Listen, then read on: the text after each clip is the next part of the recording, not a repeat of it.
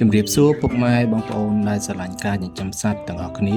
ថ្ងៃនេះវិលមកជួបគ្នាម្ដងទៀតហើយនៅក្នុងវីដេអូថ្មីថ្ងៃនេះខ្ញុំនឹងបង្ហាញពីវិធីដោះស្រាយបញ្ហាមាន់របស់បងប្អូនពងមកសម្បកស្ដើង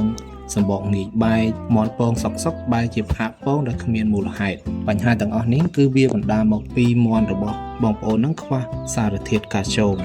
ដូច្នេះបើបងប្អូនចង់ដោះស្រាយបញ្ហាទាំងនេះសូមបងប្អូនទស្សនាវីដេអូនេះរហូតដល់ចប់ខ្ញុំនឹងបង្ហាញបងប្អូនពីរបៀបផលិតកាល់ស្យូមធម្មជាតិងាយមួយច្បាស់តាមជំហាននីមួយតោះដើម្បីកុំឲ្យខាតពេលវេលាយូរសូមទៅទស្សនាសកម្មភាពផលិតកាល់ស្យូមទាំងអស់គ្នាបើបងប្អូនមកថ្មីសូមជួយចុច Subscribe ដល់ Channel របស់ខ្ញុំបាទមួយផងបាទជំហានដំបូងគឺយើងគ្រាន់តែប្រមូលសម្បកលៀសដែលយើងមានស្រាប់ហ្នឹងយកមកធ្វើការលាងសម្អាតជាមួយទឹកឲ្យបានស្អាតសិនហើយសូមបញ្ជាក់ផងដែរថាយើងអាចប្រើសម្បកលៀសក៏បានសម្បកខ្ចៅសម្បកងាវឬក៏សម្បកពងមាន់ក៏បានដែរក្នុងការផលិតកាល់ស្យូមនេះតែក្នុងវីដេអូនេះគឺខ្ញុំសូមលើកយកតែសម្បកលៀសមកធ្វើសិនទេព្រោះបើមានឱកាសក្រោយទៀតខ្ញុំនឹងធ្វើវីដេអូពីសមាធិផ្សំផ្សេងទៀតបងប្អូនត្រូវតែយកសម្បកលៀសនោះទៅលីងនៅក្នុងខ្ទះឲ្យក្តៅខ្លាំងរហូតដល់សម្បកលៀសនោះប្រែទៅជាពណ៌សឬក៏បងប្អូនអាចយកវែកទៅចុចមើលវាសិនទៅថាបើសម្បកលៀសនោះវាស្រួយហើយយើងមើលទៅវាស្រួយហើយយើង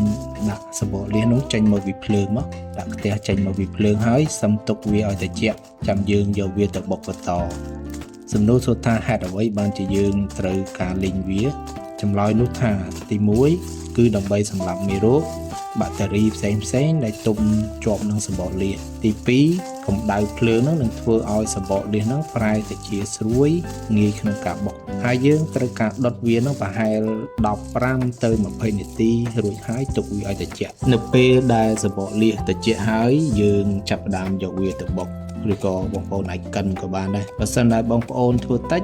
យើងប្រើត្បាល់របស់គ្រឿងយើងហ្នឹង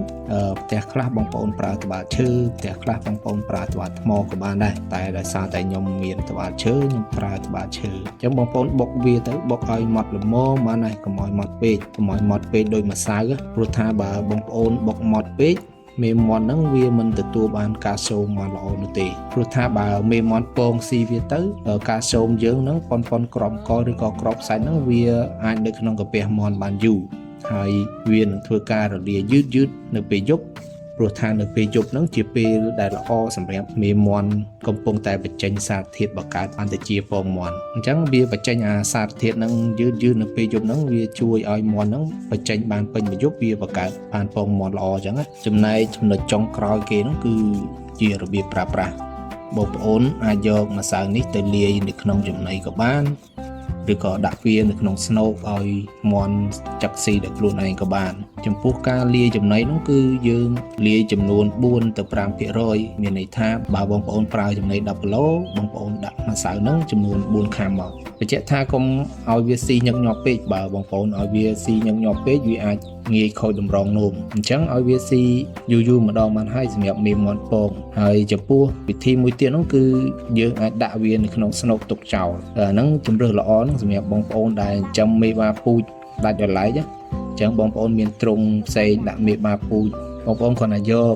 កាល់ស្យូមហ្នឹងយកទៅដាក់នៅក្នុងស្នូកទុកចោលហ្នឹងទៅមេមាន់វាដឹងក្នុងខ្លួនវាត្រូវការកាល់ស្យូមវាដើរទៅចឹកស៊ីដល់ខ្លួនឯងមកមិនបាច់ចាំយើងខំឲ្យវាស៊ីទេអញ្ចឹងវាងាយដែរវាចង់ស៊ីពេលណាវាស៊ីពេលនោះអញ្ចឹងទៅបងប្អូនធ្វើតាមវិធីហ្នឹងទៅធានាថាពងមាន់បងប្អូនដែលមេមាន់ផលិតបានមកហ្នឹងវាសបកនឹងក្រាស់ជាងមុនសបកវាស្អាតអត់ងាយនឹងបាយទេបើបងប្អូនពេញចិត្តវីដេអូបែបនេះសូមជួយចុច like share និងចុច Subscribe ឲ្យ Channel របស់ខ្ញុំបាទម្នាក់មួយផងបាទសូមអរគុណ